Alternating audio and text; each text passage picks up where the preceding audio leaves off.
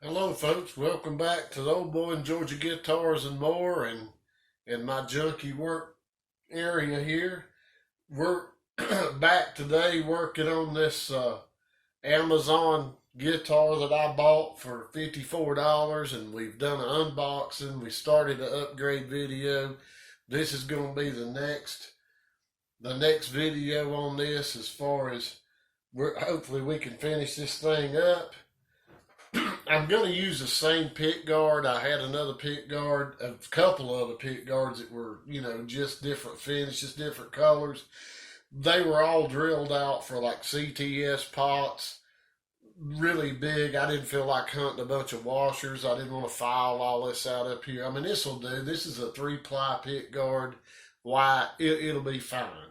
So what I've done on this thing is I'm going to use the same electronics that came with it, because right now they're working. I'm going to use the same electronics.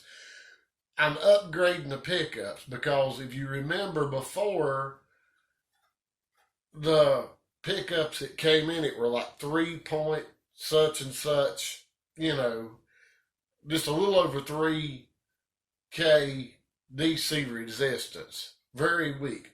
And that's before I put this the neck pickup in, I want to try to demonstrate what I'm talking about with these pickups, why like maybe these stock pickups, why they don't have no better sound than what they do. So if you take this cover off, you can see how narrow, how thin the windings are. There isn't a lot there between like your bobbins, everything, your base plate, how thin. The pickups I'm putting in, which I believe these came out of a Korean Squire, is I think where these pickups came from. But you can see the difference in how much more winding they have. I mean, it's just an amazing amount of difference. In fact, let's take our caliper here and measure. Let's start with the cheap one first. And I'm going to get turned around here. I'm left-handed, so everything's backwards.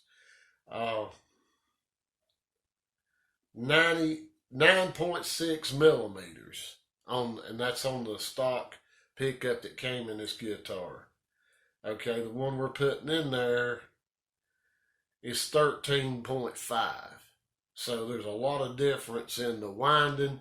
That's going to be a whole lot to do with your output of the pickup. And I wanted to show that before I put these in. And not only that, but like your base plate, is on this one is 2.9 millimeter. On this one, 2.2. So it's a lot, it's not as stout. A lot of these are real brittle plastic. It breaks. But also, too, both of these are ceramic magnet pickups, and I mean, you're not going to be able to tell much, but this magnet is so much thicker than this one. This pickup is so low quality. The pole pieces, everything about it is about as cheap as you can get and still call it a pickup. Still have something that'll actually, reproduce the sound. I mean, this is a cheap deal. But I mean, we paid $54 for the whole complete guitar. So it's not like I'm complaining. What do you expect? So I just wanted to show that before I put it in the guitar, in the pick guard. Before we talked about the neck and how it was so unfinished looking and all that, and I've done a little bit of work to it, and the camera just isn't going to show, maybe it will, how I've tried to darken the neck, tint the neck, and it's not really going to show. What I tried to do in here is do a little extra staining to kind of give it a played in feel look. Same on the front of the headstock, and it looks a lot better than what my camera is going to show it. Also, I upgraded the tuners, which look the same, but they're actually a lot heavier, a lot better quality tuners than the ones that were on it. the weight difference is a lot on these. Uh, I need to buy me some drug dealing scales or something to have to where we can weigh the like tuners and pickups and stuff just to see the difference in the weight because that tells a lot. So that I've got the frets all level, polished. I've got to oil the fretboard up, but it's a far cry better than it was, and I think it looks really neat with what I've done. Like I say, the camera's not going to show it as much. You can kind of see on the end the raw wood what it looked like before versus you can kind of see right there where the tint is kind of changed. So it looks a whole lot better and it feels a lot better. It's a lot more finished. I mean, I took it down in 400 grit and it feels a lot smoother. Done the fret ends, they're all good. I rolled the frets over, took a little bit of the wood off on the edge to round it where it was kind of sharp. These frets, I didn't have to do any, an actual fret level. There was just a few frets that were a little high, and I tapped them down, and we got good frets. So it ought to play really well. We'll see what the nut does when we put the strings on it. So I'm going to go ahead and get the other pickup put in, and we'll start back from there. All right, I got the pickup in, got it soldered up. I've got to still attach the ground for the pickups and tidy up the wiring a little bit on that. Another thing we talked about before was possibly changing out the trim because this is an awfully cheap little trim. I've thought about it. I'm not going to waste. I've got this trim here that's actually a pretty good, pretty thick, good trim. I'm just not gonna put it in this thing. It's just, you can't make a silk purse out of a sow's ear. I mean, I thought about it, but this is a good, heavy, good trim. I can use that in a better place sometime later on. So I'm not gonna use that. But it's a 2.6 millimeter thickness. This one's a 2.3.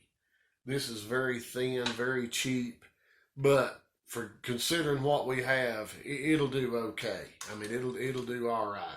It'll just have to be fine. The best thing on these things like this is to keep the springs tightened all the way down and forget that it does anything. Because if you try to float this thing, it's never gonna stay in tune. This piece isn't strong enough to do that. It's just not gonna work. The input jack, I've worked on it again.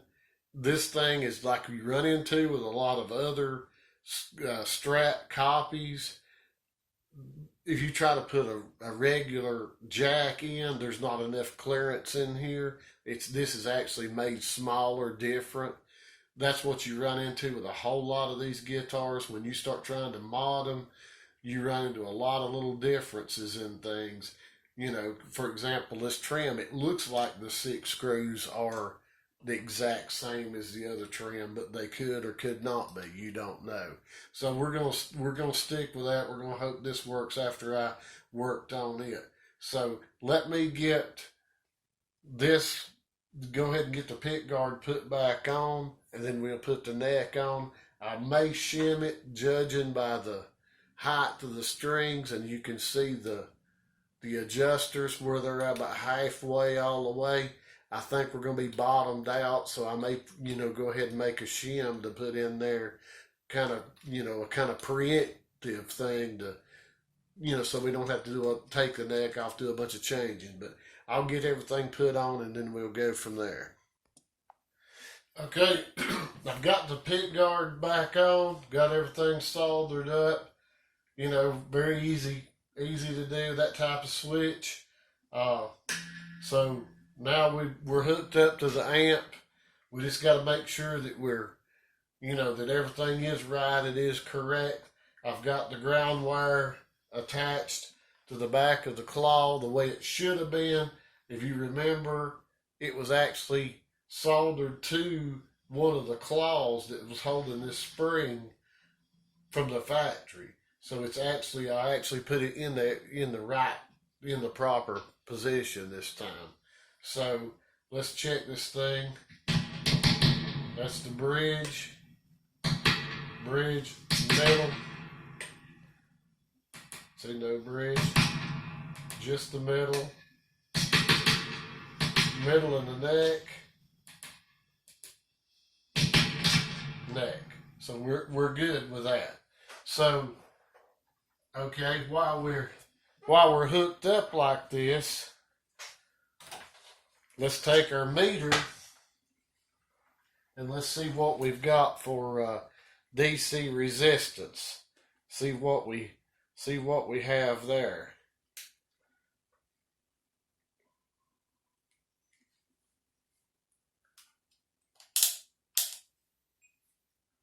Okay. For some reason I'm not getting anything. We'll see where it's at with that. I think my battery may be about done with my tester is the reason it's not wanting to show anything. Yeah, I'm not having no luck with it. I think my battery's about dead. It just doesn't want to show anything. So, but what we have, and I checked these earlier, what we have with this is 627 in the bridge, 618 or so in the neck or middle position, and 570 something I think in the neck position. So that's considerably better than where we were at in the threes. I mean, we've almost doubled the DC resistance, which is more or less going to tell you you're going to be in better shape with your output, with your sound. That's not necessarily the case, and that gets into a whole lot of complicated stuff, but that pretty well tells you that we're going to have a lot better sound out of this, better pickups. And hopefully the added weight of the pickups will take up for the added weight of the better tuners, so we don't have neck dive, because this body is so light, it's unreal. And that was one thing with that other trim, it was going to make, it was going to make this a lot heavier, but I just can't justify putting that trim on this guitar. I mean, it's not worth that. So now that we've got that done, the next thing I'm going to do is stick a neck on it, and we'll start getting it set up and getting it playable. All right, we've got the neck back on. I put a shim in. I tried a couple times. Think we're getting pretty close. Something within tolerance. Something to do before you put your strings on, and then you have to try to take the neck off with the strings on. Just take a straight edge. Right now, your pickups will try to pull it down. So make sure you hold it hard back here and kind of get to your saddle and kind of see where you're at. And I actually could probably go a little more, and I may have to get the right action, but we'll try it with this and see. So we're going to stick a set of Ernie Ball 1046s on here. Usually what I use, we're going to stick them on here and get it tuned up, see what kind of action we got and all that. Also, I'm going to, probably go ahead before I get into that and do a little work on this fretboard, because it's off. I mean, it's extremely dry. I mean, this thing is just unbelievably dry. So we'll put that on there and let it get doing its thing. And a lot of different things you can use. I use the lizard spit, the lemon oil. Use this Dunlop deep conditioner. I've used it for years. It really works good. But a lot of these cheaper guitars, they really soak it up. I mean, they really take, they're really extremely dry. So that's going to help that a whole lot to keep it from splitting, everything. It's going to help it a whole lot. So I'm going to go ahead and put this on here, maybe let it sink in a little bit. I may have to, go back over it again. But you can kind of see, maybe if I can get, just the difference in where I've put that on, see, and where I hadn't. This is just so dry. I mean, it's unbelievably dry.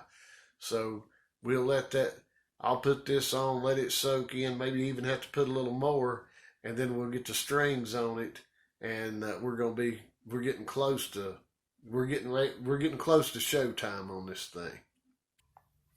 All right, we got the strings on. We're gonna have to do a little work on the action for sure. I mean, it is extremely high. Well, they get the right side. Yeah, it's a 12 fret. We're right at 3 millimeters on the bass string, on the bass E. Little over 3 on the high. So all this is going to have to come way down. These adjusters are going to come way down. I may end up having to take this thing back off and put another shim in because it's so, the action's so extremely high. But we've got actually a lot better sounding pickups.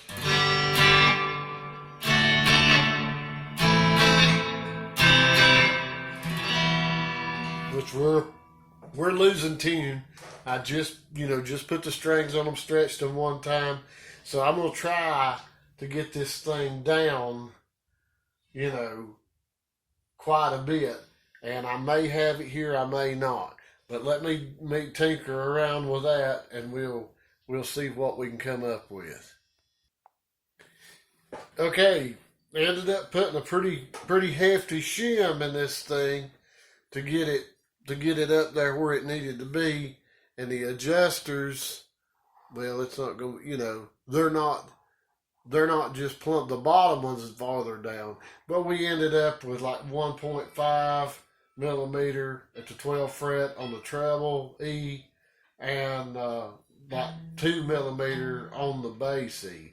So we got a good low action, no fret buzz, none of that. Intonation's pretty close. I need to work, just do a little fine tuning on that. But we've got a lot better sounding. I got the pickup height set, the relief in the next set. I mean, we got a lot better sounding guitar than what we had.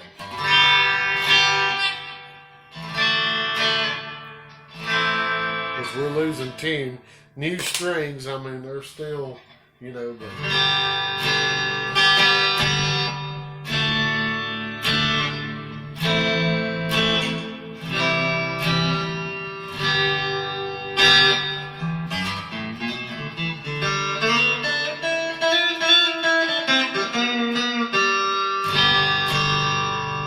lot better sounding. I mean, it's not near as, well, let me turn this all upside down here with my homemade thing. Sorry about turning y'all upside down, but let me see if I can fix this aggravating thing, and I'll be right back. Okay, that's the joys of not having a good editing program or whatever, but anyway, that's pretty much a done deal with this thing. We got a lot better sounding pickups. I mean, a lot better. I mean, it sounds, really good. This will make somebody a good player. I mean,